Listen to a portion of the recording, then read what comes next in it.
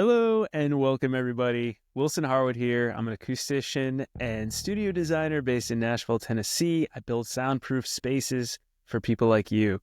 And today we have something special. I am going to be interviewing in a podcast style interview with one of my own clients, Drewsky, who built a recording studio in his garage. So if you are interested in building a studio in a garage or just building a recording studio in general or a soundproof space, this is for you guys.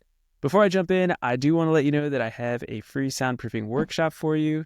This is 45 minutes of in-depth teaching going over everything that I know about soundproofing. To watch that right away, you can just go to soundproofyourstudio.com/workshop. All right, let's jump into this podcast episode with Drewsky. I'll have some links below this in the notes for how to learn more about what he does. He's super cool, by the way. We didn't talk about this a ton in the podcast, but he does a lot of work for film and TV and composition and composing, also for commercials and stuff. So awesome musician, awesome creative, and let's learn about how he built his soundproof home recording studio. Welcome, Drewsky.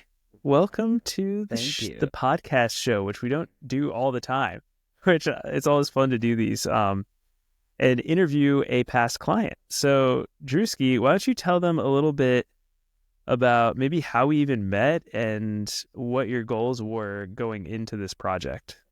Yeah. I feel like I probably have a pretty classic story where I've been thinking about, I've had so many different iterations of a studio in whatever place that I've lived for, since I was in high school. But when I wanted to get really serious after I finally owned a home, I just was going crazy looking at every single piece of information I could find, a lot on YouTube. And then of course that led me to your channel. And I think just pretty organically, I don't know, YouTube just kind of recommends things. And when I saw your channel, I was like, okay, this guy actually knows what he's talking about. He's debunking a bunch of other stuff that I saw that seemed pretty fishy. So, I just did a lot of learning either through your YouTube channel or reading stuff. But at some point I started to feel okay, if I don't have someone kind of helping me or keeping me accountable, I probably won't get I just won't be able to get this done. And so that's when I reached out to you, and everything else is history.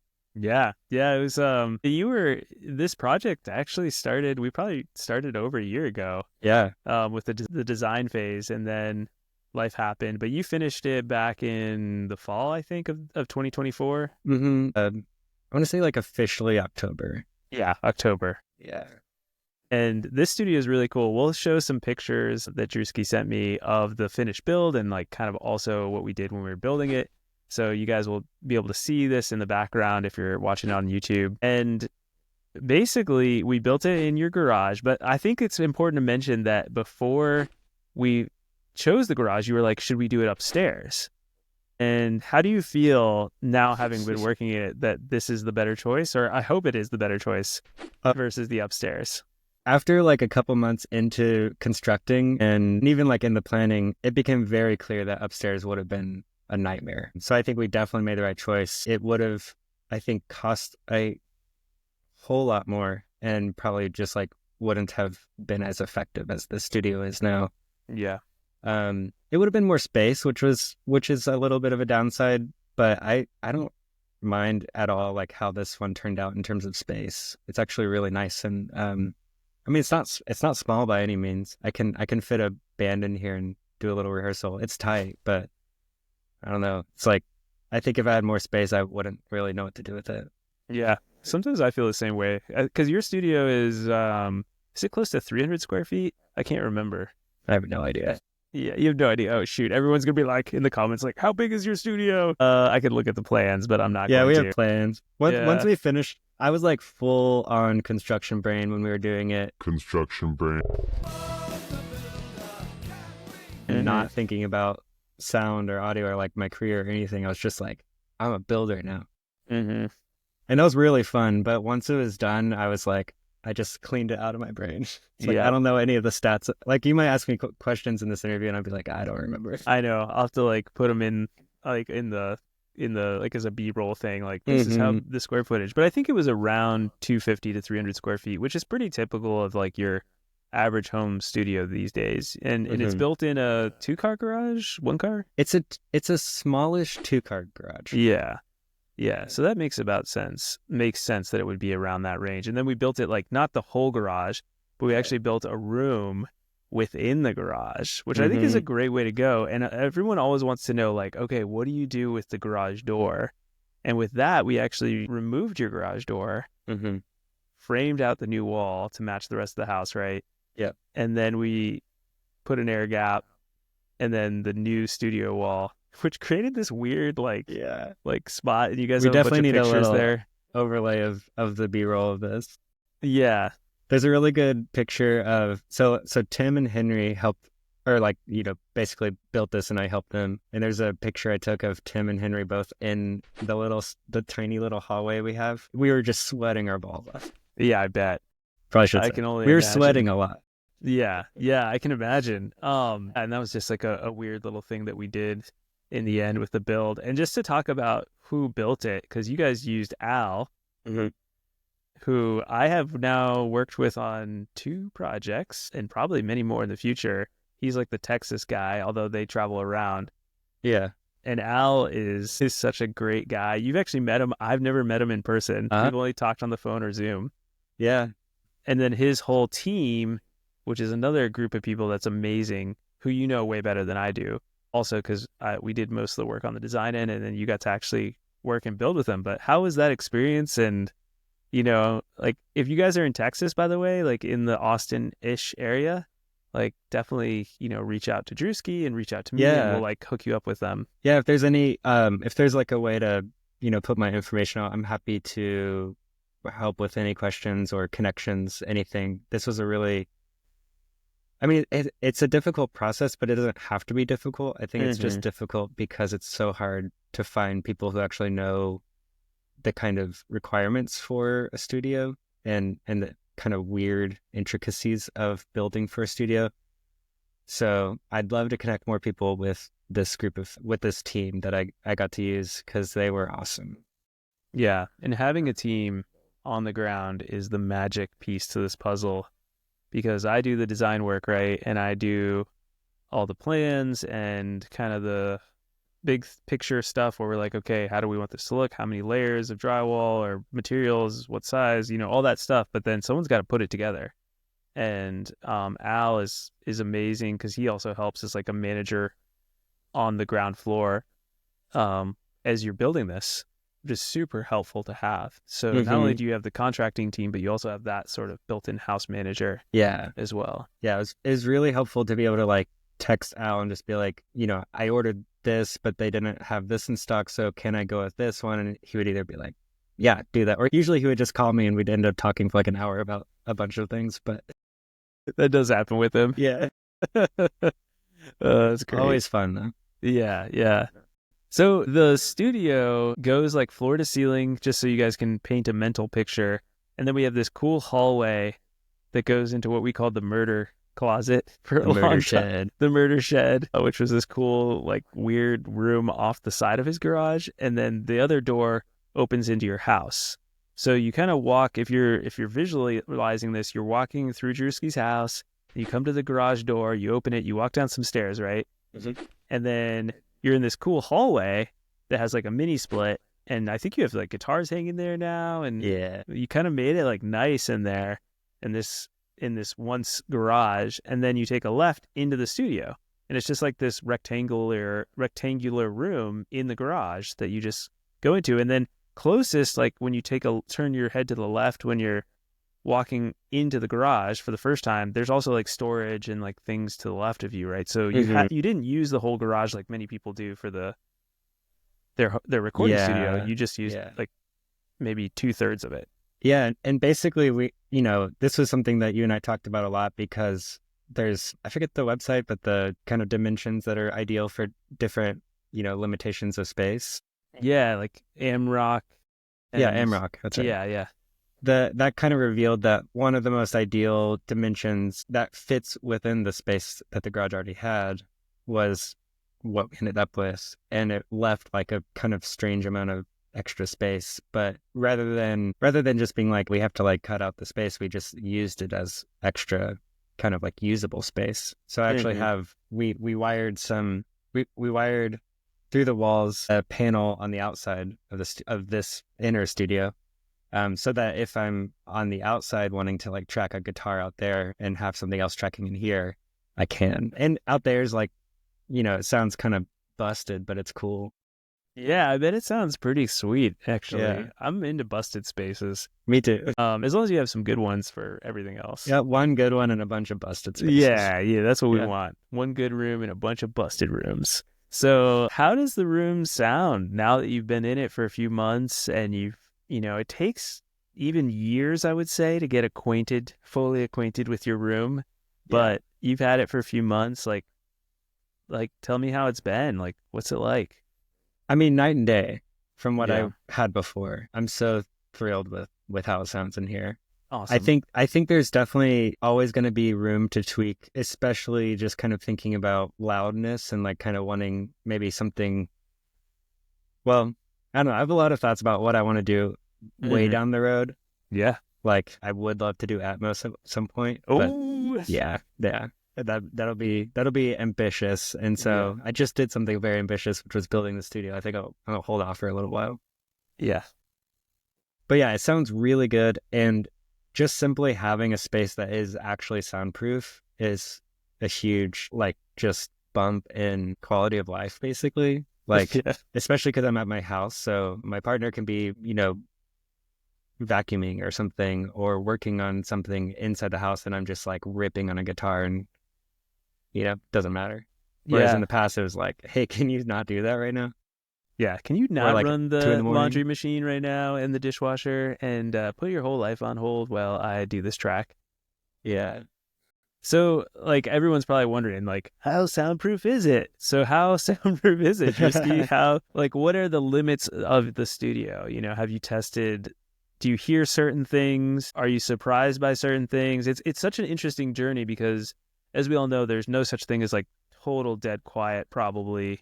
Even in my studio, I sometimes hear things just at a lower volume, but it's never ruined a take or bothered me by any means. Yeah. Everything I've heard so far, I would be very surprised if I end up with like an unexpected problem while recording. Yeah. So most of the time I'm actually working, and we'll kind of get to this later about like airflow and stuff, but just because I don't have to close both doors most of the time, I just leave them wide open. Oh, interesting. Yeah. So even just naturally, the garage itself, I'll have both of my like big doors open and then the door just going to the house closed. And that, even just that, like does most of the work, which is kind of crazy. If like a big garbage truck is going by, I'll hear it, but it's even that I'm just kind of like, I'll just keep mixing through it and not care. Yeah. Because it's so low. Or like someone's doing, lawn work next door. I don't know. It's just other than the main thing is like when I close both doors, I can record super quiet, and that's awesome. That's been really fun. Yeah, I think some especially people that do acoustic music, the sound isolation component of a recording studio is something that's such a luxury these days. And so if you're used to like the DIY home recording studio, where just the ambient level of noise is pretty high, just in general in our houses. If you're like recording cello or violin and you go into a soundproof space and you're just like, whoa, I can get like much more detailed, we can pull the mics a little farther away. Like there's just so much more you can do in a soundproof space. So clearly I'm a little biased being the soundproofing guy, but it's one of those things that I think is really important even in our DIY home studio market. Yeah. And I think it really is. I mean, for me, it's almost an aesthetic choice, like that I just kind of know or have known for a long time that I personally, my workflow would benefit from soundproofing. I think there are situations, especially if you're just like, if you're more so producing or, I don't know, like if you are just like a tried and true DIYer, like you might not need to go so all out on soundproofing. But if you feel like that would benefit me in my workflow, like I'm constantly having to like adjust my workflow because I don't have soundproofing, that was like kind of my situation. I wanted to kind of level up the kind of clientele I could demand. Mm-hmm. Like now I feel a lot more comfortable saying like, I will mix your movie and it will Yeah, sound really good. totally. Whereas in the past I was kind of like, yeah, I'll mix your movie and, I'll act like it's going to be really good, but I don't really feel like I have like, the right space to do it. And now I do. Yeah. Yeah. There's something really powerful about the creative space. And whether you soundproof it or not, part of me is like when you build a space, when you dedicate a space in your life, whether it's like a basement, a garage, or a backyard, there's something magical that happens there. Like going out of the bedroom, because like everyone's got a bedroom, but it's a bedroom. Like there's something different, right? It's like you can only do so much to a bedroom.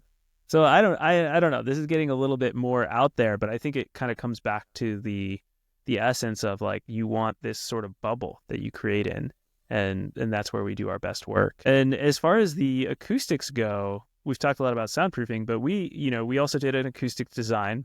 I kind of came up with the design, and I love the colors that you chose for the panels in the end, and you guys had a local acoustician design them, or acoustic panel builder build them for you guys. So yeah, how have the acoustics been? And there's always room for improvement on acoustics as well over time. Yeah. I think that is the main place where like I will, totally see like incremental changes over time as I like learn the room. One of the things we decided, you and me, when we started this process was to keep it a little on the live side to start. And I think that's been really great because I can kind of start from a place of what's too live. But already, I mean, I haven't really been needing something to change. Like it's all very subtle stuff. I think if anything, there are some low resonances, like when we were doing the Bass Hunter stuff and like using I have General X, so I have access to the GLM software, which does like a really fine calibration process and then like gives you a bunch of information through their grade report. There's like basically like it immediately was great without any of the panels in here. Like relatively really great. And I think that's definitely because of the dimensions of the room, or like it was like simplified and more manageable. In my last place, which was just like a apartment, like an old house apartment, tiny room thing, the resonances were crazy. They were just like all over the place and like huge dB gains. So the starting point of the room made a huge difference. I think from here, the one thing I would like to do more is probably like deeper bass extension absorption. There's a number of ways we could do that. And then also like probably maybe diffusion of some sort. I don't have a ton of space to do like big, the diffusers that come out to here. But yeah, I will investigate that at some point. Yeah, it becomes once you hit at least this is my philosophy, once you hit your basics. So, we did really big fat bass traps in your corners, which we'll show some pictures. They're pretty deep. I can't remember exactly how deep they go, but I was like, let's just span that corner really, really wide. So that usually takes care of a lot. And then we put some up and you can kind of see it behind you, that yellow one, like up in the top corner. Yeah, there it is. And those are really often overlooked, I find, in people's studios. People don't treat the top corner as much. So if you added more to the top corners, because we only have like 2, I think, maybe one in the back. 3. No, 4. 4. Yeah, because we have one on each wall, basically. One on each wall. Yeah. So each one of those, because the room, how tall is your room? Do you remember this height? You're like, I have no idea. They're tall. I think you have at least almost 11-foot ceilings. I want to say maybe 10 like something. Almost 11. Yeah, 10 something. I can't remember the exact. I'll have to, before I do these podcasts in the future, guys, I'll like pull out the specs that everyone wants to know. But yeah, you have high ceilings, which is unique because a lot of times like a 2x4 panel on the wall kind of like fits an 8-foot wall. But as soon as you go up to like 11 feet, you're like, there's so much extra space up there. Like, what are we going to do? You got to treat that stuff too. You want to. So putting those angled traps across where the wall and the ceiling meet is a great place for bass trapping as well, because it's a corner. And then, at the end of the day, you could probably also experiment with, maybe introducing some pressure bass traps, but that can be a dangerous road to go down. Yeah. I usually stay away from it myself, but you could. So, and then diffusion for fun, diffusion's kind of an experimental way to brighten the room back up. So, yeah, it'll be good. So let's talk a little bit about the actual build itself and like the design that we did. So, we did a double wall system. You're like, I forgot everything, right? Drewsky, you're like, I don't remember anything about what we... Teaching me again. Reteach me. Yeah. No, we did the double wall system with a 1-inch air gap all the way around. And then we used hat channels and I think the IB1 clips, right? On the ceiling. And then 3 layers of drywall on the ceiling. Yes. And then 2 layers of drywall on the walls and 2 on both sides of the walls. So we beefed up the ceiling because you do have a upstairs. Yeah. Above the garage. And there's sort of a, what's the word? Plenum. There's a plenum between the ceiling of the garage and the floor of the second story. You have where like AC and stuff is. He has engineered joists, so you have like 20 inches, I want to say. Like it's pretty big. Sounds right. Yeah. It's like pretty significant. They're like engineered joists running across his garage, if you can imagine construction people, and they're probably like 24 inches on center or so. And so we attached and we'll show pictures of this, but we attached the drywall to the hat channels to decouple it from the truss system or the engineered joist trusses. And then you have your upstairs above there. So do you like hear any footsteps or like anything above you? I think that might be one thing that I might learn later because practically, like right now, the upstairs is not like we basically don't use it yet. It will be a guest room. And at that point, I'll probably learn more about like, oh, okay, someone's like walking around there. I kind of can hear them. Yeah. I have the one place I can hear music when I'm blasting it in here and the doors are closed is upstairs. Totally. Which is, I mean, it's not a practical problem for me. It is a little like I'm kind of confused by it, maybe. Oh, interesting. Just because it seems like it's really well protected from Well, sound. how loud do you hear the music through the ceiling? The low end is, I mean, it's not that loud. Yeah. It's just like I can tell. Yeah. That's all it is. Well, this is what I've learned, and it's kind of interesting, is that when you have like a space above you, so if you're building in a basement, for example, I honestly think the IB1 clips are probably not the best, and I don't really use them anymore. Oh, not against you. Those are hard to put in. I'm just kidding. It's just like as I've developed, I've like learned these things and I've been thinking through it a lot, and I'm like, oh yeah, but the IB1 clips are good because they're cheap and they do still work, and I use them in my studio, so it's not like they're bad by any means. But I do think you're decoupling with the 7/8 inch furring channel, but you don't have the rubber in between. And now I've been using this thing called the hush frame raft. Have you heard of those? I think so. Yeah. Yeah. They're like these wooden things. They have silicone. But either way, what I've also learned is that no matter what, the best option is going to be an independently framed ceiling, which would mean that we would have had to drop your ceiling height a lot. And no one wants to do that. And if you build outside, no one wants to pay for the extra lumber and everything of an independently framed ceiling. So it's one of those weird things where you're kind of, there's nothing that's perfect. You could always put more drywall on the ceiling, but 3 layers is pretty significant. Yeah. And it's totally working for me. Yeah. I have no problem.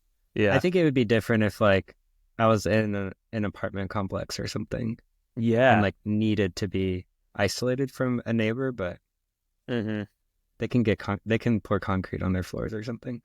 Yeah, exactly. They just have to deal with it. Well, it's honestly, apartment complexes are hard to soundproof. I imagine. There's like a point of this where I also think the odds are so stacked against you that you shouldn't even try. Yeah. Like, and I try to tell people that sometimes. I'm like, okay, if you're trying to like soundproof the 3rd floor of an apartment that you rent, like, just move, Yeah.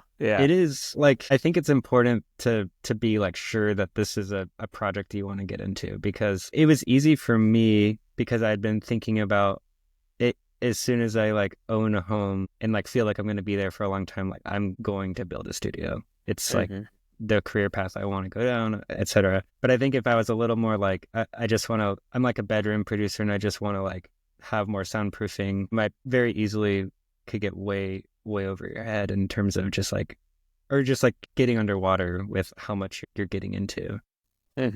It's a lot of work and it's very expensive. It's fun, But It is yeah, fun. It is expensive. you do have to be pretty serious, I think. Yeah, you got to commit for sure. Yeah, these days I tell people, if you're not willing to spend like $40,000 to $50,000 kind of at a minimum, like you probably don't want to do it, even if it's like a one room. Would you agree with that? Absolutely. Yeah, yeah. It's Yeah. like I used to think you could do it for like 20 or 15 if you really like scrounged, Yeah. but I not easily. I Not had a anymore. fairly flexible budget. I mean, that's probably not a wise way to do anything, Yeah. I had this endless budget that just went on forever. but it just kind of it it was more like I know that this was a way I wanted to go, and if it costs more, it just means I'm going to be investing less in gear or like having to recover from it a little bit longer in terms of like reestablishing my savings for the business. But I wanted to start at like 20, and between the cost of this actual job or of doing this project and some of the changes I made because of it, so like getting a new interface, getting some like new, just like new hardware gear just to like connect things, blah, blah, blah, a new desk. So stuff that wasn't like technically from this project, it ended up more like 80. Yeah. And I think some of those decisions wouldn't have, like, I wouldn't really be able to work in here without the desk, for instance. So it kind of does get wrapped up in the project. I think it'd be hard to I think it'd be really hard to stay under 40 if you were doing something similar to me. Yeah. That's kind of what I've learned too over the years of doing this. Like when I first started out, for example, like my story is when I first started out, I was just like Drewsky. I like had bought my first home, had saved some money. Was like when I bought the house, I was like, yes, I'm gonna build a studio. Like that was part of the house budget, is like I'm gonna put this in the backyard for sure. But I wanted to do it for 20. I feel like 20 is like a lot of money, but to us musicians, you're like, that's a reasonable amount, $20,000. And then like reality sets in, especially after the pandemic and like construction costs and the cost of contracting. It's just, it's just expensive. And so I always have to have the hard talk with potential clients, telling them like, it's going to be a little bit of money. It's probably gonna be more than you want to, but it'll be awesome and totally worth it in the long run. And 5 years down the road, you won't even remember it. So you'll just remember all the awesome music you made and how it elevated your career or your hobby or your passion, which is the main thing. Totally. So it's good that we talked about that because that can sometimes be the elephant in the room for a lot of people. I think the other thing I want to talk about with yours that's super unique that everyone will find interesting, which is, we mentioned it briefly, which is your ventilation system and also your heating and cooling system, because you don't have a mini split in your studio. Yeah. Which is kind of cool. And then we did something very, like at the time I told you, right? I said, I had never done this before. This is somewhat theoretical, but like, let's just try it. And so we had the mini split in the hallway outside the garage, which we can show a picture of it. And then there's these baffle boxes on the sides of your studio. And you can actually see the vent of one of them right behind you there. Boop. Boop. So yeah, tell us a little bit about that and like what worked and what didn't work. Because we had some things that didn't work, so people can learn from that. It was definitely an adventure, and I appreciate you going with me on my wild ideas. I think, doing an ERV that's what it's called, right? ERV. Yeah, an ERV. Those are, it's very wise. It makes a lot of sense from a construction point of view and from a like health point of view, but they're very expensive. And I was just trying to think of like a way to maybe not do that if I can. And so from what I understood, just basically like a typical house that's not, super, I guess like super contemporary with, or like high end, will be very leaky, and your oxygen kind of just flows in and out of the house along with your heat and cold and everything else. But it's pretty typical that, like, I don't know, we've more or less decided as humans that that's like good. It works well enough for getting fresh air into your house. But once you start doing double walls and sealing every single little crack and hole, that no longer is the case. So I wanted to rely on the leaky house while also bringing in fresh air from the main part of the house rather than from outside, just to like simplify things. So we put the mini split in the hallway and then basically created the Of the two baffle garage, boxes just so of the people know. garage. Yeah. Yeah, So just not like in the right house. outside of here. Yeah. And then the baffle boxes, what we started with was there's one over here it's bringing the air from out there, the conditioned air, into the studio. And then the one over here is the outlet. So it's taking that and then putting it back into the garage part of like the outside of this room. And yeah, so the idea is just like the air is just exchanging within this room, but the broader room is just like a typical room in my leaky house. Yeah. That was the theory. Yeah, and it's a totally valid theory because all you really need in terms of fresh air is air that's not in your studio room. Because if you're getting air that's in a non-soundproof space, it's still technically leaky. And there's also benefits to the fact that it's not super cold or super humid or super hot or extra dry. So those are some of the things the ERV has to deal with. Yeah. But so tell what I did is I think you were the first studio I found just about where I got really into these infinity fans, which are used to grow weed, let's be honest. Yeah. And they're really good at that. And they're really good at also supplying air to your studio. And they're fairly affordable, I would say, and like really high tech. And you know, they're a great company. I highly recommend them. And so we put one of those fans in line and it sucks air right in front of the mini split. So it sucks the like fresh, cold or hot air, right? Well, or no, did you reverse it? You reversed it around. We had to change some things. Yeah.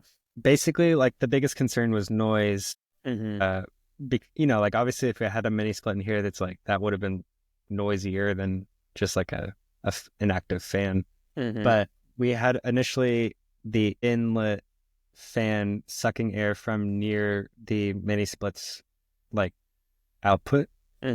And then another like fan on this one pulling the air. So we have one kind of pushing the air into the room and the other one pulling it out. Yeah, balance system, ideally. Yeah, and we were using a smaller version of the fans. I want to say it's like the A4 or something. It was, yeah, the A4. Okay. And basically, I think like you had determined that the CFM the capacity was appropriate. And I think, and it totally was, but I think what we learned later was like, because it's just enough, it had to run like full on. And so it was actually kind of noisy. Whereas when you turn it down to like, you know, a little under half of its capacity, there's a lot more headroom. And then like the fan is just really, really quiet. Yeah. So yeah, sorry, keep going. Yeah. Well, so I ended up ordering like, I think their biggest one. Yeah, did you get the 8? I think so. Yeah. I think they might have a 10.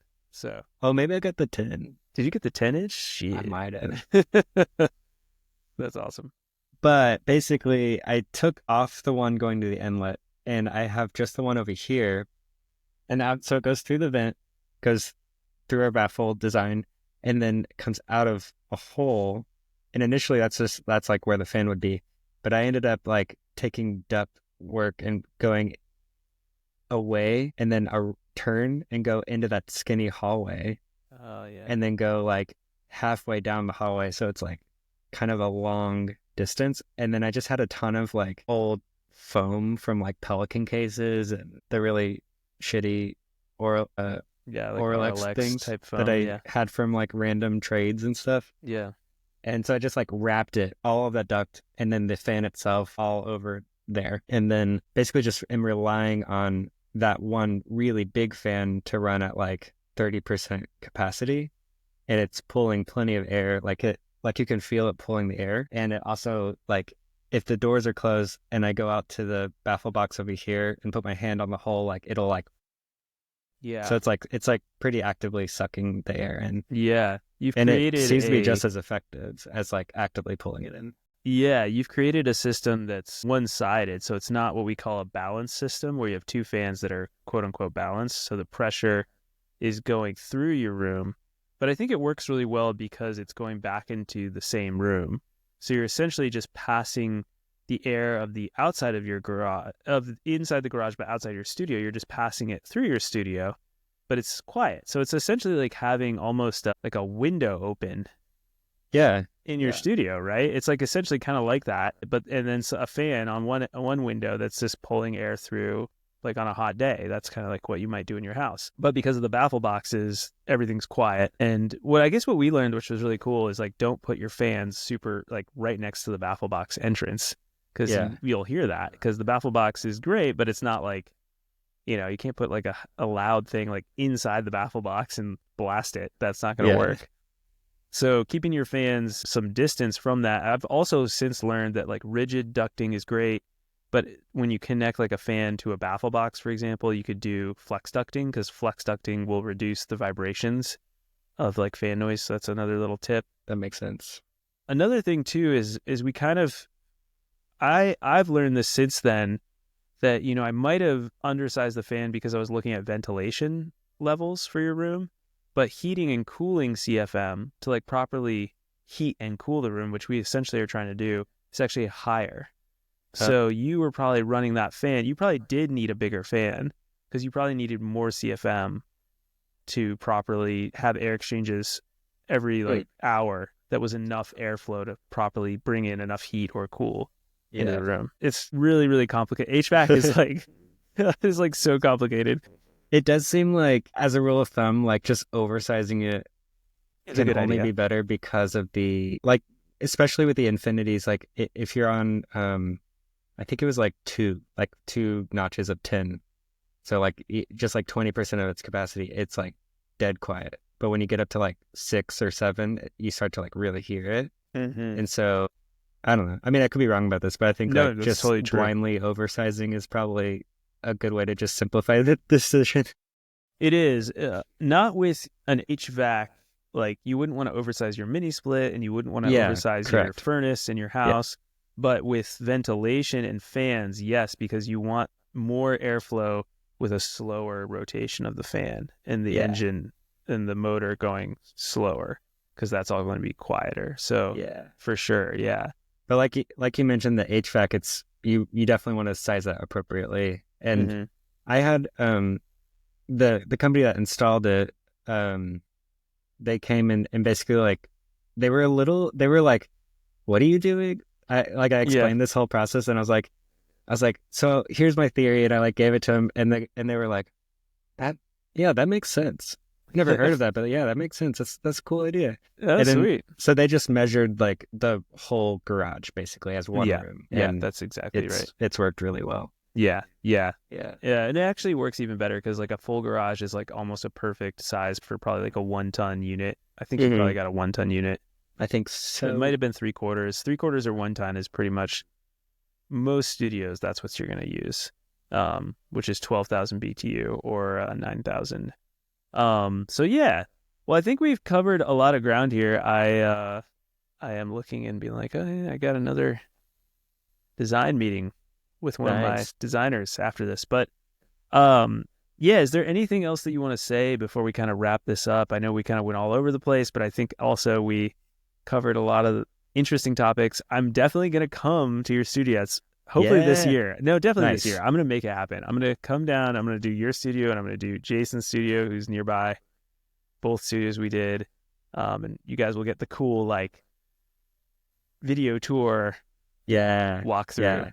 Love that. So this is just like a teaser. Try not to come in the summer, late summer. I don't think I'll come in the summer. Probably be the fall. Yeah, the fall or come after the first spring. like cold fronts in October. Yeah, that'll be great. Cool. Yeah, anything else though? I haven't done a ton of drum. I haven't really done any proper drum recording in here, but I did have a rehearsal, and the drummer in my band brought his kit, put it up there, and I just wanted to record the practice, so I just quickly threw up a mic, like an Omni mic, like over here, just random. Like, I didn't think about it at all. I just put it up, and the drums sounded so good from that one mic, and I was incredulous. And I think, maybe I could be wrong about this, but I think that mostly has to do with like the AMROC stuff. Like the fact that the room just immediately sounded balanced, and like there just wasn't anything happening in the, like, as we've already talked about, like there's not a lot of surface absorption. So like you can find spots in this room where there like are flutter echoes.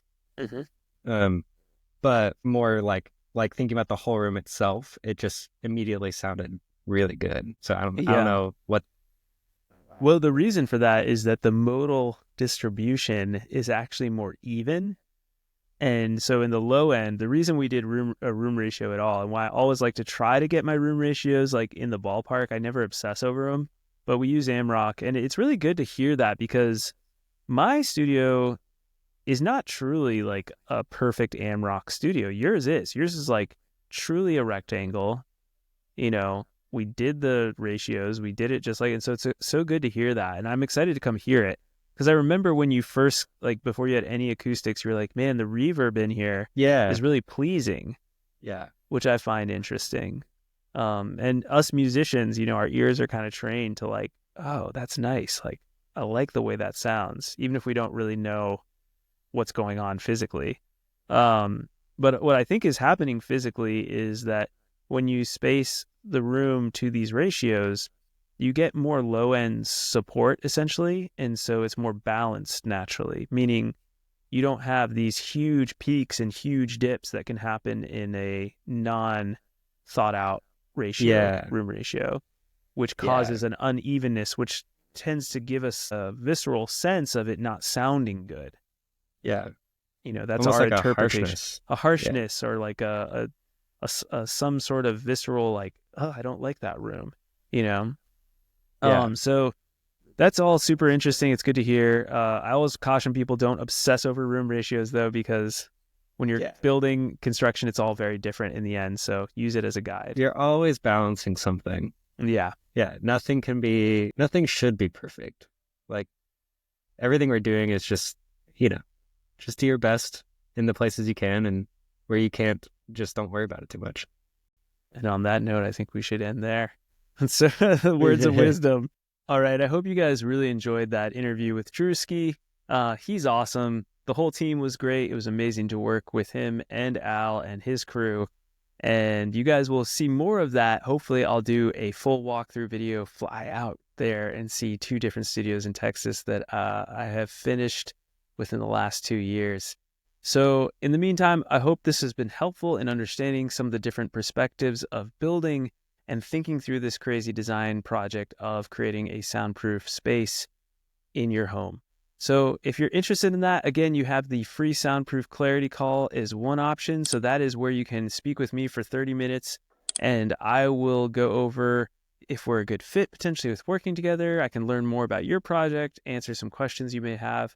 And then the other option, if you're more DIY or not quite sure if you're ready to hire on some help, just check out that free soundproofing workshop at soundproofyourstudio.com/workshop. 45 minutes of in-depth teaching. It's great. It's awesome. You guys will love it. All right. Again, I'm Wilson Harwood. Thanks so much for tuning in today. And I will see you all next week, every week, with more information on soundproofing and room acoustics. See y'all later.